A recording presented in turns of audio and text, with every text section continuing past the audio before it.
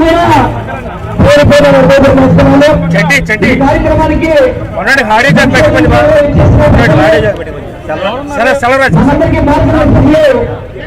రామకృష్ణ రెడ్డి గారికి, ఈ కార్యక్రమానికి సభా అధ్యక్షులు స్థానిక శాసనసభ్యులు సోదరులు మల్లాది విష్ణు గారికి, అదేవిధంగా మన విజయవాడ పార్లమెంటు సభ్యులు పెద్దలు కేసీ నాని గారికి, నగర మేయర్ గారు రాయల భాగ్యేశ్వరి గారికి, అదేవిధంగా డిప్యూటీ మేయర్ శైలజారెడ్డి గారికి, దుర్గా గారికి, వేదిక మీద ఉన్న పెద్దలు యూపీ ప్రభాకర్ గారికి, గౌతమ్ రెడ్డి గారికి, ఆశిష్ గారికి, అదేవిధంగా దేవేంద్ర అవినేష్ గారికి, రుణమే గారికి, కార్పొరేట్స్ కి, చైర్మన్లకి, పార్టీ నాయకులకి అందరికీ కూడా పేర్కొన్న నిర్వహణ తెలియపరుచుకుంటూ చాలా సంతోషం ఉంది. ఈరోజు తక్కువ కాలంలో వారం రోజుల వ్యవధిలోనే ఈ యొక్క కార్యాలయం తీసుకోవడం, ఈరోజు పెద్దలు సజ్జల రామకృష్ణ చేతుల మీద ప్రారంభించుకోవడం, ఏదైతే రానున్న ఎన్నికలకి సమర సర్కారాలు విజయవాడ నగరంలో విజయవాడ సెంట్రల్ నియోజకవర్గంలో నుంచి ఈ రోజు నుంచి ప్రారంభిస్తామని మనకి తెలియపరుచుకుంటున్నాను. ఈ కార్యక్రమాన్ని ఇంత చాలా చక్కగా వైభవంగా మీరు చేసినందుకు, మీరందరూ ఇచ్చేసినందుకు పేరు పేరులో కూడా మీ అందరికీ నా ఉదయం నమస్కారాలు. ఏదైతే మల్లాది విష్ణు గారి నాయకత్వం ఉందో 2019 నుంచి ఇప్పటి వరకు కూడా అదే జోడీతో నేను కానీ, మల్లాది విష్ణు కానీ, కేసీ నాని గారు కానీ, ఇతర నాయకులంతా కలిసి విజయవాడ నగరంలో అభివృద్ధి ధ్యేయంగా ముందుకెళ్తామని తెలియపరుచుకుంటున్నాను. ముఖ్యంగా సెంట్రల్ నియోజకవర్గాన్ని మల్లాది విష్ణు గారు, నేను కానీ, ఎంపీ గారు కానీ, మిగతా పార్టీ నాయకులు అందరూ కలిసి మంచి మెజార్టీతో జగన్మోహన్ రెడ్డి గారికి కానుకగా ఇవ్వాలని మీ అందరికీ తెలియపరుచుకుంటూ ఈ కార్యక్రమాన్ని ఉద్దేశించి అందరికీ నమస్కారం. మిట్ట మధ్యాహ్నం పెట్టారు శ్రీనివాస్ ఈరోజు ఎందుకు మరి ముహూర్తం అట్లా కలిసి వచ్చినట్టుంది. సో మంచి కార్యక్రమం, శుభారంభం. ఎన్నికల 2024 సార్వత్రిక ఎన్నికలకు రేపు 27వ తేదీన జగన్మోహన్ రెడ్డి గారు భీమిలి నుంచి శంఖారావం పూరిస్తున్నారు. అక్కడి నుంచి వరుస సభలు వైఎస్ఆర్ కాంగ్రెస్ పార్టీ ఈ ప్రాణం పోసి నిలబెట్టి ఈరోజు దేశంలోనే సమున్నత స్థాయికి తీసుకెళ్లి దేశానికి ఆదర్శప్రాయంగా నిలబెట్టిన జగన్మోహన్ రెడ్డి గారు రాజశేఖర రెడ్డి గారి ఆశయాలను, ఆలోచనలను పూర్తిగా పుణికిపుచ్చుకొని ఆయన బిడ్డగానే కాకుండా రాజకీయ వారసుడుగా కూడా ఆయన కంటే 10 అడుగులు ముందుకు వేసి భవిష్యత్ తరాలకు కూడా రాజకీయ పార్టీ అంటే ఎలా ఉండాలి, ప్రజాస్వామ్యంలో రాజకీయ పార్టీల బాధ్యత కానీ, రాజకీయ నాయకులు ఎలా వ్యవహరించాలి, జవాబుదారీతనం అనేది ప్రజాస్వామ్యంలో ఎంత ముఖ్యమైన విషయం అని కొత్త గేమ్ రూల్స్ ఈరోజు తయారు చేసిన జగన్మోహన్ రెడ్డి గారు 24 ఎన్నికలకు తాను ఈ 5 ఏళ్లలో చేసిన సంక్షేమం, అభివృద్ధిని షోకేస్ చేస్తూ చూపిస్తూ మళ్ళీ వచ్చే ఎన్నికలకు పార్టీని మమ్మల్ని అందరినీ నడిపించడానికి 27వ తేదీ భీమిలిలో తొలి ఒక మహాసభ, కేడర్ మహాసభ జరగబోతున్నాం ఆయన ఆధ్వర్యంలో. అనుకోకుండా ఈరోజు ఇక్కడ నాకు ఈ అవకాశం వచ్చింది. విజయవాడ సెంట్రల్ ఆఫీస్ ప్రారంభోత్సవం సందర్భంగా మీ అందరితో నా అభిప్రాయాలు, నా భావాలను పంచుకోవడంతో పాటు అలాగే ఒక ఇన్నాళ్ళు మన అనుభవం, గత అనుభవం, ఈ 5 ఏళ్లలో జరిగింది ఏంటి అనేది కూడా మీతో కాసేపు షేర్ చేసుకోవడానికి ఒక అవకాశం వచ్చింది.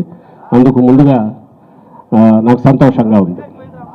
తర్వాత క్లుప్తంగా ఇక్కడ జరిగిన చిన్న చిన్న మార్పులు, వైఎస్ఆర్ కాంగ్రెస్ పార్టీ 175 సాధించుకోవాల స్థానాలనే లక్ష్యంతో జగన్మోహన్ రెడ్డి గారు అందరితో చర్చించి ఎక్కడైనా స్వల్ప మార్పులు చేస్తూ అభ్యర్థులు మార్చిన వాటిలో ఈ కాన్స్టిట్యున్సీ కూడా ఒకటి. ముందు నుంచి మీరు గమనించి ఉంటారు, ఎమ్మెల్యే అంటే ఒక పవర్ కాదు, ఇక్కడ అది ఒక బాధ్యత. ఎవరైనా పూర్వకాలంలాగా శాసనసభ్యుడు అంటే ఏదో అధికారం చలాయించే ఒక ఒక హక్కు దాని కింద భావించే లేదా ఒక జాక్పాట్ కొట్టినట్టు భావించే రోజులు వైఎస్ఆర్ కాంగ్రెస్ పార్టీ ఆవిర్భావం తర్వాత జగన్మోహన్ రెడ్డి గారి ఆలోచనల వల్ల మారింది. మన పార్టీలో ఎమ్మెల్యే ఒక కార్యకర్త, మేము కార్యకర్తలమే, ఎంపీలు కార్యకర్తలే. ఇక్కడ ఒకరే నాయకుడు ఉన్నారు, జగన్మోహన్ రెడ్డి గారు. అందరితో చర్చిస్తుంటారు, అందరినీ కలుపుకోబోతుంటారు, పార్టీని ఒక తాటి మీద నడిపిస్తున్నారు. ఇక్కడ ఎమ్మెల్యే అంటే పెద్ద ప్రివిలేజ్డ్ కాదు, అలాగే ఇంకో రకమైన పార్టీ నాయకుడు అంటే ఆయనకు ఏదో హక్కులు బాధ్యతలు తగ్గినట్టు కాదు. ఇది బాధ్యతే, అదే బాధ్యతే.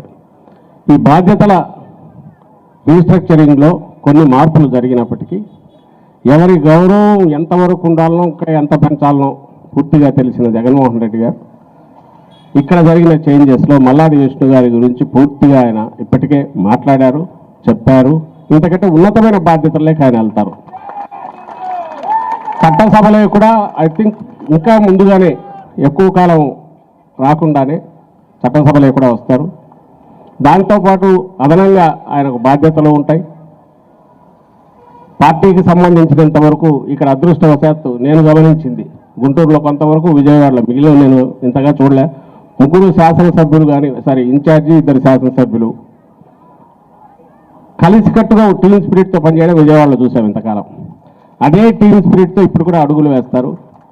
ఈసారి మల్లాది విష్ణు గారు కొంచెం ఫ్రీగా ఉంటారు కాబట్టి ఆయన ఎంపీ గారికి చేదోడుగా వాదోడుగా ఉంటూ మొత్తం నాయకత్వం 3 కాన్స్టిట్యున్సీలు కూడా వహిస్తారు, ఆయన సారథ్యం వహిస్తారు. సో ఇక్కడ ఏ రకంగానూ ఆయన ఇది తగ్గించడం కానీ ఇంకోటి కానీ ఉండకపోగా మరింత పెరుగుతుందని చెప్పడం నా ఉద్దేశం. మొత్తం పార్లమెంట్ అంతటికి కూడా మన కేశినేని నానిగారికి పక్కన సపోర్ట్గా నిలబడి ఆయన తన వంతు తన అనుభవాన్ని దాన్ని పూర్తిగా రంగరించి పార్టీ విజయానికి అన్ని స్థానాల్లో 7కు 7 స్థానాల్లో అత్యధిక మెజారిటీతో గెలిపించే దాంట్లో తన పాత్ర తను పోషిస్తారు. ఇది ముఖ్యమంత్రి గారు ఆల్రెడీ చెప్పినది, ఆయనకు తెలిసినది. కాబట్టి దీనికి ఎవరు ఏ అపోహలో పెట్టుకోవాల్సిన అవసరం లేదు.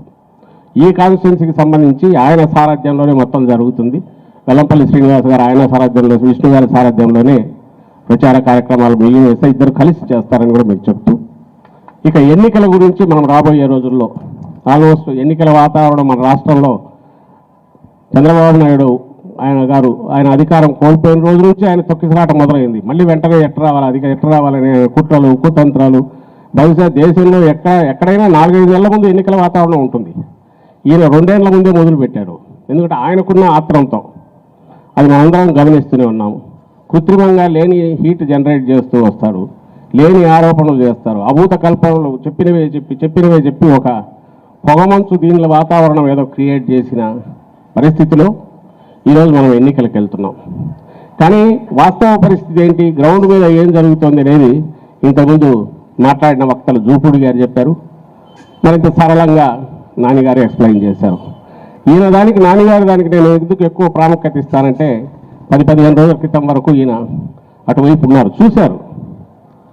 చూసి వచ్చి మొక్కుబడిగా మాట్లాడట్లేదు, ఒక కన్విక్షన్తో మాట్లాడుతున్నాడు. మాకంటే చక్కగా ఎక్స్ప్లెయిన్ చేస్తున్నాడు. మేము ఇంతకాలం ఎవరైతే ఈ పార్టీలో ఉన్నాం వాళ్ళకంటే నేను ఇది గమనించాను అని చెప్తున్నారు. జగన్మోహన్ రెడ్డి గారి పాలనలో కానీ, ఆయన ఆలోచనలో కానీ, ఆయన విధానాల్లో కానీ, ఆయన వ్యవహార శైలిలో కానీ నేను గమనించినవి 1, 2, 3, 4 ఏవైతే చెప్తున్నారో నేను అవి ఎక్కువ పెద్ద సర్టిఫికెట్ అని నేను అనుకుంటున్నా. ఎందుకంటే మేము ఆయనతో జర్నీ చేస్తున్నాం కాబట్టి మనం అందరం సహజంగానే మన నాయకుడు అంటే అభిమానము, గౌరవము, ప్రేమ ఉంటాయి, దాని ప్రకారమే అంటాం. కానీ క్రిటికల్గా చూసి బయట నుంచి దాని నుంచి ఒక కన్విక్షన్తో ఇటువైపు వచ్చి అవి మాటల రూపంలో ఈరోజు ఎక్స్ప్రెస్ చేసింది ఒక సర్టిఫికెట్ లాగా నేను భావిస్తున్నాను. నిజంగానే ఈరోజు ఇప్పుడు ఏదైతే జరుగుతుందో ఈ రాష్ట్రంలో ఇది ప్రతి ఒక్కరూ బయట నుంచి వచ్చిన వాళ్ళు మీడియా చేసే వాళ్ళు క్రియేట్ చేసే ఒక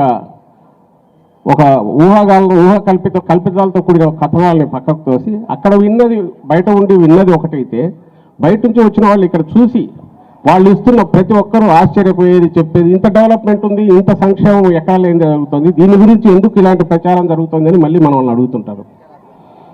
ఎందుకు జరుగుతుందంటే ఇంతకుముందు జూపూడి అన్నట్టు జగన్మోహన్ రెడ్డి గారు ప్రచారం గురించి పట్టించుకోవట్లా. మనం చేసే ఆ పథకాలన్నీ, మనం తీసుకెళ్తున్న చేస్తున్న సంస్కరణలో పథకాలన్నీ లాస్ట్ మైల్ కింది వరకు రీచ్ అవుతున్నాయా లేదా, దానికి అవసరమైన స్ట్రక్చర్ ఏది ఏర్పాటు చేసుకోవాలి, అది చేసుకున్న తర్వాత పారదర్శకంగా అవినీతికి అతీతంగా శాచురేషన్ పద్ధతి మీద ఎలాంటి వివక్షకు అవకాశం లేకుండా కింది వరకు ఎలా తీసుకెళ్ళాలి, ఈ మూడు ఏదైతే తను ఫోకస్ పెట్టుకున్నాడో దానికోసం డెలివరీ సిస్టమ్ కింది వరకు వాలంటీర్ల వ్యవస్థ వరకు, సచివాలయాల వ్యవస్థ, వాలంటీర్ల వ్యవస్థ, ఇది ఒక అద్భుతమైన వ్యవస్థను వచ్చిన వాళ్ళందరూ అంటున్నారు. అది లేకుండా నువ్వేం చేయలేవు. ఈరోజు మనకు వరద వచ్చినా, తుఫాను వచ్చినా 2 రోజుల్లో ఎన్యూమరేషన్ అయిపోతుంది, లెక్కలు వస్తున్నాయి. మరో 10 రోజుల్లో కాంపెన్సేషన్ ఏం పే చేయాలో తెలుస్తుంది. అందుకే కాన్ఫిడెంట్గా సీజన్ అయిపోయేలోగా రైతులకు మళ్ళీ మేము ఇన్పుట్ సబ్సిడీ ఇచ్చేస్తాం, పే చేయాల్సిన కాంపెన్సేషన్ పే చేస్తామనగలిగిన ధీమా ధైర్యం ఎక్కడి నుంచి వచ్చిందంటే ఈ వ్యవస్థ ద్వారా వచ్చింది.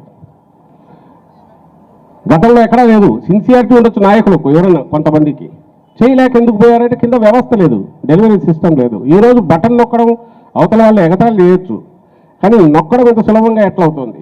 ఈరోజు ఎంటైర్ బ్యాంకింగ్ వ్యవస్థ ఈయన ఆలోచనలకు తగినట్టు, జగన్మోహన్ రెడ్డి గారి ఆలోచనలకు తగినట్టు పేదలకు హెల్ప్ చేయడంలో ముందుకు ఎట్లా రాగలుగుతున్నారు అంటే ఈరోజు బ్లూ ప్రింట్ ఇవ్వగలిగాడు, సాటిస్ఫై చేయగలిగారు, అండ్ బెనిఫిషియరీస్ దానికి తగినట్టు రియాక్ట్ అవుతున్నారు కాబట్టి ఈరోజు రెస్పాండ్ కాగలుగుతున్నారు కాబట్టి డ్వాక్రా మహిళా సంఘాలు 99% పైగా ఎఫిషియెంట్గా ఎఫెక్టివ్గా పనిచేస్తున్నాయి.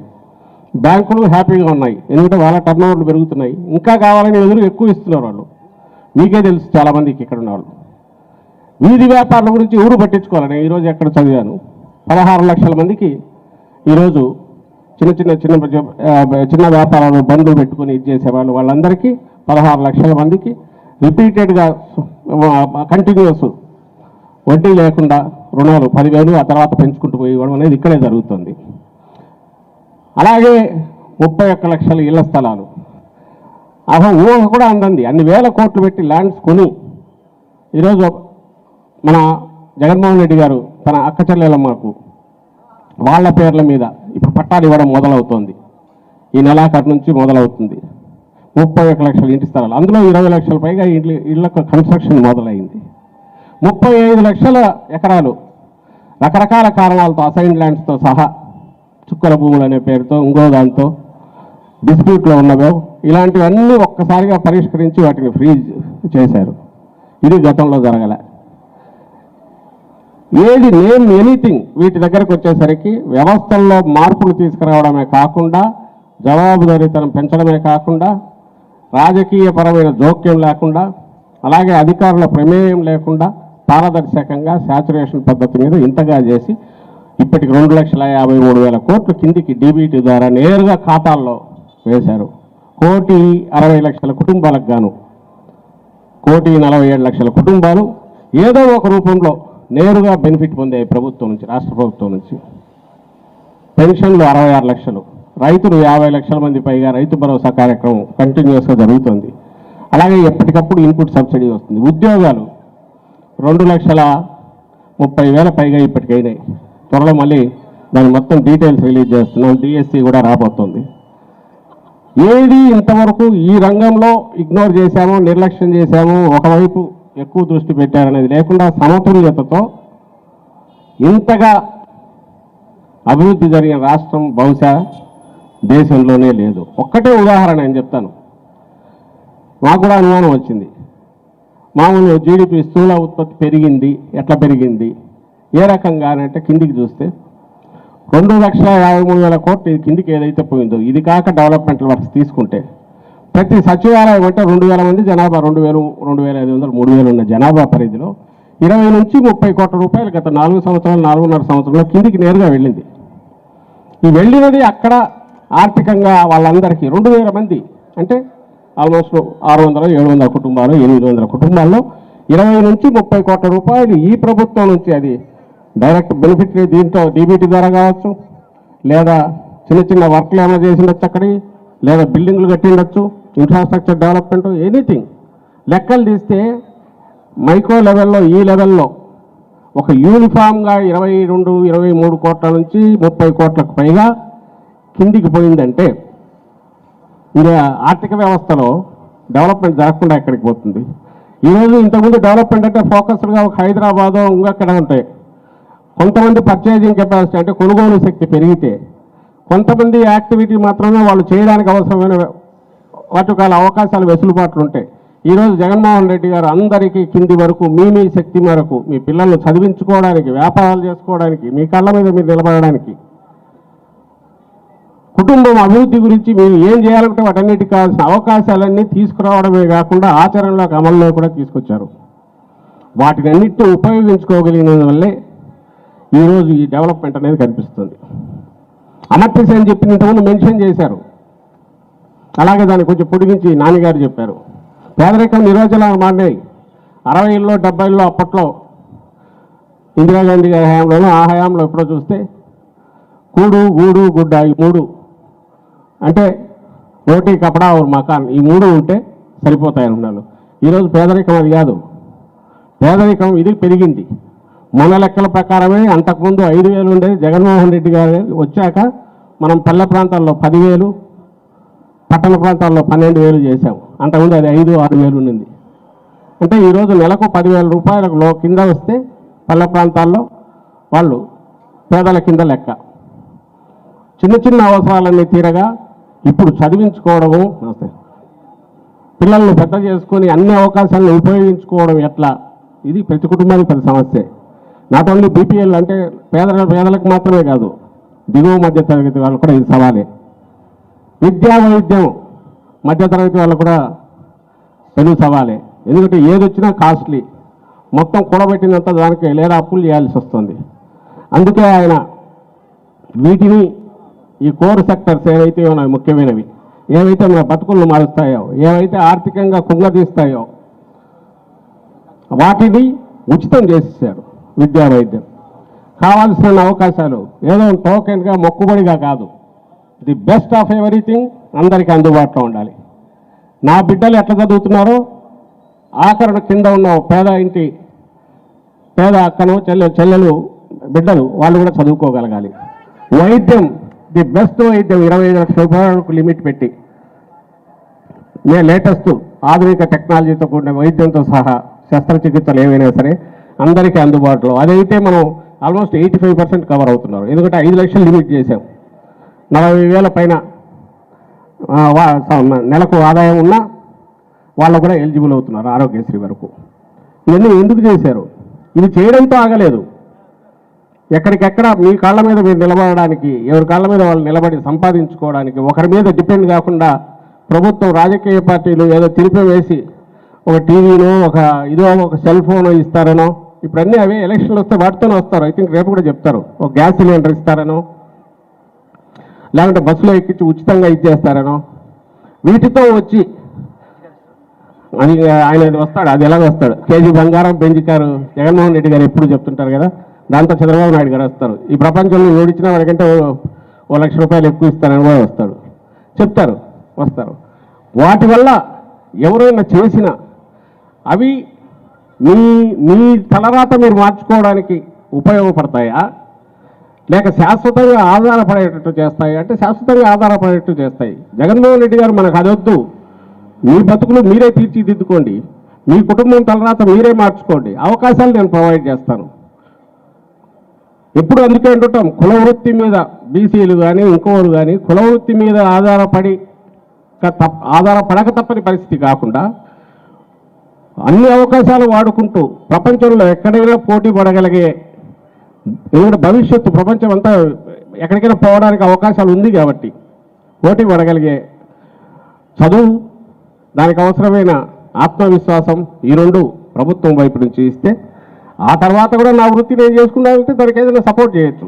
కానీ ఎల్లకాలం అక్కడే ఉండాలి, ఇంత మారిన కాల పరిస్థితులు అనేది కాకుండా పూర్తి అవకాశాలు అందరికి కనిపించాలనే దాంట్లో భాగంగా ఆయన ఇంతకాలం చేస్తూ వచ్చిన యజ్ఞం ఆల్రెడీ ఫలితాలను కూడా ఇస్తుంది. మన కళ్ళ ముందు అంతా కనపడుతున్నాయి, ఎక్కడ విజిబుల్గా ఎక్కర్లేదు. ఇంతకుముందు క్వశ్చన్ చేసినట్టు అంటే డెవలప్మెంట్ ఏంటి? ఇది కాక ఏ డెవలప్మెంట్? ఇది డెవలప్మెంట్ కాబట్టే మీరు ఏ ఇండెక్స్లు తీసినా నేషనల్ ఇండెక్స్లో మనం టాప్లో వస్తున్నాం. ఇది రియాలిటీ. చెప్పడానికి మనకి ఇంతుంది. అయితే బండలు వేయడానికో మీరు చెప్పిందే చెప్పి గ్లోబల్స్ లాగా ఏదైతే నానుడి ఉందో మాట్లాడి వాళ్ళకు వాళ్ళు ఇదే నిజం అని చెప్పి దీనికి ఎక్స్ప్లెనేషన్ ఇవ్వమని మనకు రోజు ప్రశ్నలు వేసేవాళ్ళు చంద్రబాబు నాయుడు గారికి ఈయన ఆ పని వదిలి నిజానికి గత 5 ఏళ్లలో ప్రజల్లో తిరిగి తాను ఇన్నాళ్ళు చేయలేని దానికి క్షమాపణలు చెప్పుకొని ఇదో నేను ఇది చేస్తాను సిన్సియర్గా అని ప్రజల్లో మమేకమైతే అది సరైన పద్ధతి. కానీ ఆయనకు ఆ విద్యలు తెలియవు. ఎందుకంటే ఆయన వచ్చిందే డైరెక్ట్ నేరుగా రాలే, మామూలు దించి కబ్జా చేసుకుని వచ్చిన అధికారంలోకి వచ్చాడు. ఆ తర్వాత ఆయనకు అధికారం అంటే అది ఒక హక్కుభుక్తంగా ఫీల్ అవుతారు తప్ప అది ఒక బాధ్యత.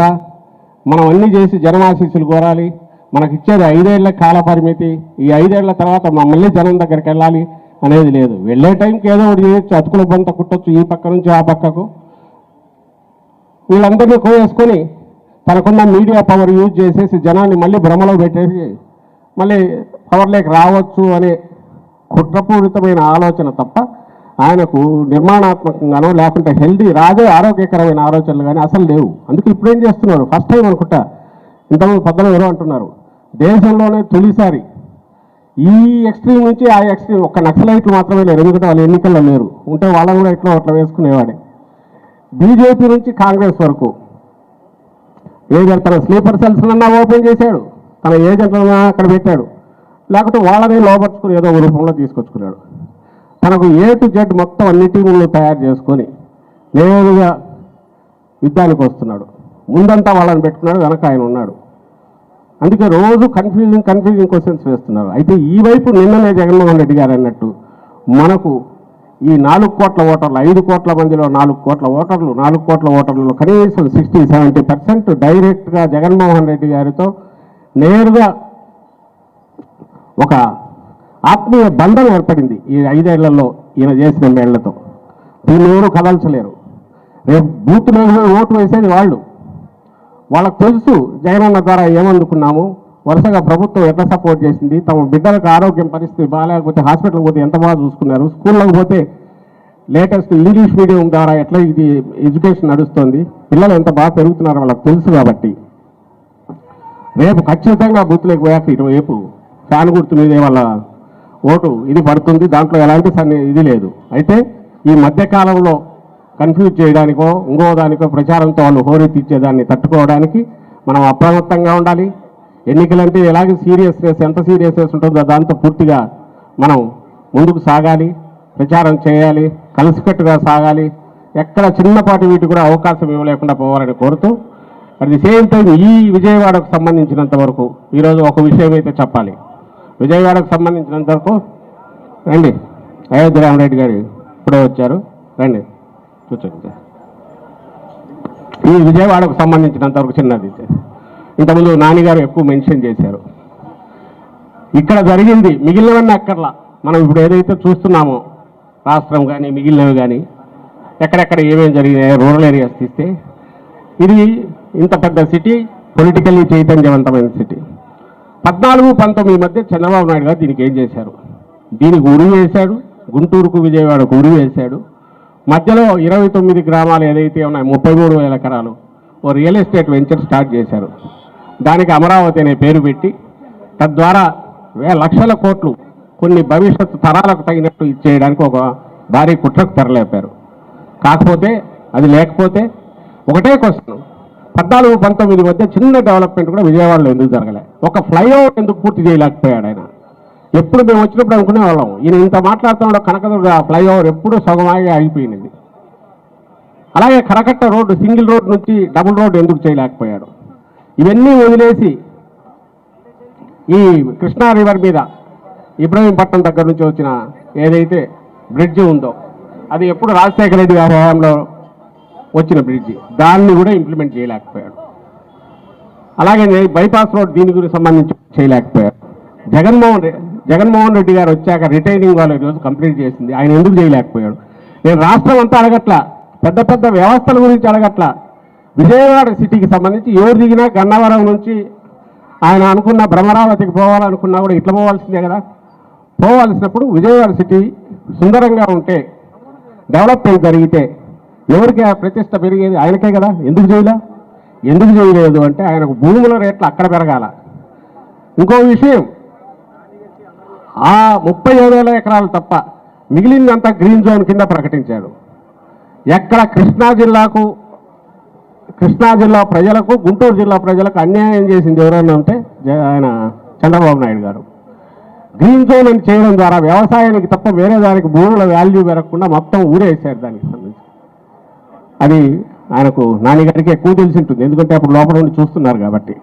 డెవలప్మెంట్ చేయకపోవడం అనేది నిర్లక్ష్యం చేసి కాదు, కావాలని డెలిబరేట్గా విజయవాడ డెవలప్ అయితే, విజయవాడలో కూడా వాల్యూస్ పెరిగితే, రేట్లు పెరిగినా కూడా అక్కడ ఇదే అవుతుంది, తనకు రావాల్సిన లాభం తగ్గుతుంది. కాబట్టి ఒక రియల్ ఎస్టేటు, అది బోగస్ ఫేక్ రియల్ ఎస్టేటు, వీళ్ళు ఎవరైనా వెంచర్ వేసేవాడు ఎవడన్నా ఉంటే, మోసం చేసి ముందుగానే మోసపూరితమైన కుట్రతో మొదలు పెట్టేవాడు ఉంటే ఎట్లా చేస్తాడో ఆయన వ్యవహారం అంతా అట్లే జరిగింది. ఆ డెవలప్మెంట్ ఇప్పుడు జగన్మోహన్ రెడ్డి గారు చేస్తారు. ఫ్లైఓవర్లు పుట్టే, రిటైనింగ్ వాళ్ళు పుట్టేయింది, దాంతోపాటు సుందరమైన కృష్ణానది ఒడ్డున వాకింగ్ దీని పార్కుకు సంబంధించి పూర్తిగా తయారైంది, పార్కులు డెవలప్ అవుతున్నాయి, కరకట్ట డబుల్ రోడ్ అవుతోంది. ఇవన్నీ ఎవరు చేస్తున్నారు? జగన్మోహన్ రెడ్డి గారు చేస్తున్నారు. మా పాయింట్ ఒకటే ఏంటంటే, ఇంత మొహం మీద గుద్దినట్టు కనపడుతున్న ఆయన కుట్ర, అమరావతి అనే ఒక వర్చువల్ ఇది క్రియేట్ చేసి అందరి కళ్ళ ముందు పెట్టి దాంట్లో నుంచి ఒక 3,000 ఎకరాలు 5,000 ఎకరాలు క్రీమ్ తీసుకోవాలనుకొని సింగపూర్ కంపెనీతో పేరుతో బోగస్ ఇది పెట్టి ఆయన చేసిన కుట్రతో రాష్ట్రం ఖచ్చితంగా ఒక 20-30 ఏళ్ళు వెనక్కి వెళ్ళింది. లేకపోతే ఎవరు కట్టొద్దన్నారా ఆయన రాజధాని? వద్దని ఎవరన్నా అన్నారా? ఇప్పుడు కట్టిన సెక్రటరీ టెంపరీ ఎవరు చెప్పమన్నారు? ఆయన టెంపరీ దాంట్లో తినాలా, రోడ్లలో తినాలా, మళ్ళీ పర్మనెంట్ దాంట్లో తినాలా, ఆ ఒరిజినల్ తనకు వచ్చిన క్రీమ్ ల్యాండ్స్ అమ్ముకుంటే దాంతో వచ్చే లక్షల కోట్లు తను తినాలి. వీటిని తప్ప ఆయనకు ఎక్కడో ఒక నిజమైన రాజధానిని డెవలప్ చేయాలనే ఆలోచన లేదనేది మనకి 4 ఏళ్ళలో ఇక్కడ పెరిగిన దాన్ని చూస్తే అర్థమవుతుంది. ఈరోజు మళ్ళీ 3 రాజధానులని జగన్మోహన్ రెడ్డి గారు ప్రపోజ్ చేసి వికేంద్రీకరణకు మార్గాలు వేయాలనుకుంటే దానికి అడ్డం కొడుతూ, ఇక్కడ ఆ ల్యాండ్లో పేదలకు ఇల్లు ఇవ్వాలనుకుంటే దానికి అడ్డం కొట్టి, అందులో దురదృష్టవశాత్తు మరీ అన్యాయం కమ్యూనిస్టులు కూడా జతకట్టారు కోర్టుకు పోయి. ఏమంటే సామాజిక సమతుల్యత దెబ్బతింటుంది, పేదలు ఉండకూడదని. ఇలాంటి ఆలోచనలు, వికృతమైన ఆలోచనలు కలిగిన వాళ్ళు, అనాగరికమైన ఆలోచనలు కలిగిన చంద్రబాబు నాయుడు గారు మళ్ళీ ఈరోజు ఎలాంటి ఇది లేకుండా మళ్ళీ ఎన్నికల్లో ముందుకొచ్చి 14-19 మధ్య తను లేనట్టు, అసలు ఇంతవరకు ఎప్పుడు అధికారంలోనే లేనట్టు, ఈరోజు మీరు నాకు అధికారం ఇస్తే నేను మీకు మళ్ళీ ఒక స్వర్గం దించి మీ చేతుల్లో పెడతానని చెప్తూ వస్తుంటే ఎట్లా నమ్ముతారు జనం? ఒకవేళ 5 ఏళ్లలో అంటే షార్ట్ మెమరీ జనందని ఆయన నమ్మకం. లేదంటే ఎన్టీఆర్ను వెన్నుపోటు స్ట్రైట్ పోటే పొడిచి దించి ఆ పార్టీని కబ్జా చేసి పార్టీ కార్యాలయంతో సహా అన్ని కుటుంబ ఆస్తిగా చేసుకొని ఆ తర్వాత ఎప్పుడు ఎన్నికల దగ్గరకు వచ్చినా ఎన్టీ రామారావు గారి విగ్రహానికి పూలమాల వేసి మళ్ళీ చేయగలుగుతున్నానంటే అక్కడే కనపడుతుంది ఆయన బరి తెగింపు. ఎంతవరకైనా పోగలను, ఏమైనా చేయగలను, జనం షార్ట్ మెమరీ గుర్తుండదు అనేది. ఇందులో సక్సెస్ అయ్యే అవకాశాలు ఎంతున్నాయంటే నిజంగానే ఈ ఊదర కొట్టడంలో జనం కన్నా ఎక్కడన్నా కొంచెం ఏమరపాటుగా ఉంటే అయ్యే అవకాశాలు ప్రమాదం ఉంది. కాబట్టి ఏమరపాటుగా ఉండకుండా మనం అందరం, మన కార్యకర్తలు కానీ నాయకులు కానీ పార్టీ ఒక్క తాటి మీద కింద గడప రూపంలో ఇప్పటికే అన్ని ఇళ్ళు కవర్ చేశాం. మళ్ళీ ఒకసారి ఇది ప్రభంజనంలాగా కదలాలి. మన టార్గెట్ ఏదైతే ఉందో టార్గెట్ 175 ఇంక్లూడింగ్ కుప్పం, అది కూడా మనకు వస్తుంది. కుప్పం ఆల్రెడీ గెలిచాం, మనం ఎప్పుడో గెలిచాం. మున్సిపాలిటీ, పంచాయతీలు, మన మండలాలు, జడ్పీటీసీలు పూర్తిగా గెలిచిన నేపథ్యంలో కుప్పంలో ఆల్రెడీ విజయం రికార్డ్ అయ్యింది మంది వైఎస్ఆర్ కాంగ్రెస్ పార్టీ. అందుకే ఆయన పక్క చూపులు చూస్తున్నాడు. దాంతోపాటు ఎక్కడన్నా ఇంకో దగ్గర కూడా అంటున్నారు, పైన పోవచ్చు. కాబట్టి మనకు కళ్ళ ముందు క్లియర్గా కనపడుతోంది. ఇది మనకు రాష్ట్రానికి ఎంతో అవసరం అనేది కూడా ప్రజలకు అందరికీ తెలియజెప్పి మనం ఒక స్వీట్ దీన్ని విజయాన్ని తీసుకొచ్చి జగన్మోహన్ రెడ్డి గారికి కానుక ఇవ్వాలి. రాష్ట్రాన్ని దేశంలోనే సమున్నత స్థాయికి చేస్తున్న ఆయన చేస్తున్న యజ్ఞంలో మన వంతు పాత్ర మనం పోషించాలని కోరుతూ, ఈ ఎన్నికల సభ లాంటిది కావడంతో నేను కొంచెం ఎక్కువ మాట్లాడాను. ఎందుకంటే ఇది అన్ని కాన్స్టిట్యున్సీలో ఇది రిపీట్ కావాలి. ఇలాంటివి మనం ఏమరపాటుగా ఉండకూడదు. ఎనీ వార్ ఈజ్ వార్, అంతే. యుద్ధం అంటే యుద్ధము, దాన్ని ఎలా చేయాలో అలా చేయాలి. ఎన్నికల యుద్ధం డెమోక్రసీలో అన్నిటికంటే ఉత్కృష్టమైంది. మన ఎనర్జీస్ అన్ని పెట్టి సమిష్టిగా పోరాడాల్సింది. ఇప్పుడు కూడా మనం అది చేయాలి. ఇక్కడైనా ఇంకో కాన్స్టిట్యున్సీలో అయినా మీ అందరికి చెప్తూ మరోసారి I wish everybody all the best. ఇక్కడ అలాగే వెల్లంపల్లి శ్రీనివాస్ గారికి వీళ్ళ నాయకత్వం నాయకులందరూ కలిసి ఒక టీమ్ స్పిరిట్తో పనిచేయాలని కోరుకుంటూ సెలవు తీసుకుంటున్నాను. All the best. Thank you very much. జై జగన్. ముందు కూర్చున్నటువంటి జగన్మోహన్ రెడ్డి గారి కుటుంబ సభ్యులందరికీ నా హృదయపూర్వక శుభాకాంక్షలు తెలియజేసుకుంటూ, ఎప్పుడు మనం మాట్లాడుకునేది ఒకటే, మన వంతు మనందరం కోరేది, మనం చూసేది జగన్మోహన్ రెడ్డి గారి జెండా, జగన్మోహన్ రెడ్డి గారి ముఖం. జగన్మోహన్ రెడ్డి మన కళ్ళ ముందు ఎప్పుడు ఉంటాడు. కార్యకర్తలు ఇక్కడ కూర్చున్న ప్రతి ఒక్కరికి పేరుని నానియా, మల్లాది విష్ణు, ఎల్లంపల్లి సీనియా, అభ్యర్థి అనేది ఎవరు మనకు అనవసరం. మనకు కావాల్సింది జగన్మోహన్ రెడ్డి గారే. ఈ రాష్ట్రానికి, ఈ రాష్ట్రంలో ఉన్నటువంటి పేద మధ్యతరగతి వర్గాలకు కావాల్సింది జగన్మోహన్ రెడ్డి గారే. కాబట్టి ఇక్కడ ఎవరు నుంచున్నా మనం జెండా, మన చేతి పీడికిలి బిగించేది వైఎస్ఆర్ కాంగ్రెస్ పార్టీ జెండా. మనం ఓటేసేది, ఓటు వేయించేది ఫ్యాన్ గుర్తుకి మాత్రమే. కాబట్టి ఖచ్చితంగా మళ్ళీ మరొకసారి 2019 కంటే కూడా భారీ మెజార్టీతో సెంట్రల్ నియోజకవర్గంలో జగన్మోహన్ రెడ్డి గారి అభ్యర్థిని గెలిపించమని చెప్పని, ఎంపీ ఓటు, ఎమ్మెల్యే ఓటు 2 ఓట్లు కూడా ఫ్యాన్ గుర్తుకి వేయించమని చెప్పని మీ అందరికీ వేడుకుంటూ, జై హింద్, జై జగన్. వేదిక మీద ఉన్నటువంటి పెద్దలందరికీ కూడా పేరు పేరు మీద నమస్కారాలు తెలియజేస్తూ, ఈ ఎన్నికల సమరంలో మనందరి యొక్క లక్ష్యం జగన్మోహన్ రెడ్డి గారిని ముఖ్యమంత్రి చేయటమే. చిన్న చిన్న పొరపాట్లు ఉన్నప్పటికీ కూడా వాటిని అన్నింటినీ సర్దుకోవటం వలన మనం కలలు కన్నటువంటి ఏదైతే కంటున్నామో, ఉండటానికి ఇల్లు, తినటానికి తిండి, కట్టుకుంటానికి బట్ట, తాగునీరు, సాగునీరు, పావుల వడ్డీ అనేటువంటి గతంలో చెప్పాం. వడ్డీ లేనటువంటి రుణాన్ని పొందడానికి, ఫ్యాక్టరీలను ఏర్పాటు చేసుకోవడానికి, ఉద్యోగ వ్యవస్థను క్రియేట్ చేసుకోవడానికి జగన్మోహన్ రెడ్డి గారు ముఖ్యమంత్రి అయితేనే జరుగుతుంది అనేటువంటి పద్ధతిలో ఆలోచన చేసుకుంటూ, ఈ సెంట్రల్ నియోజకవర్గంలో ఉండేటువంటి ప్రతి ఒక్క కార్యకర్తలందరూ కూడా, ప్రతి ఒక్కరూ కూడా కంకణం కట్టుకోవాలి. వెల్లంపల్లి గారి యొక్క విజయానికి మనందరం కూడా దోహదపడుతూ ముందుకు వెళ్ళాలని కోరుకుంటూ ఉన్నాము. జై జగన్.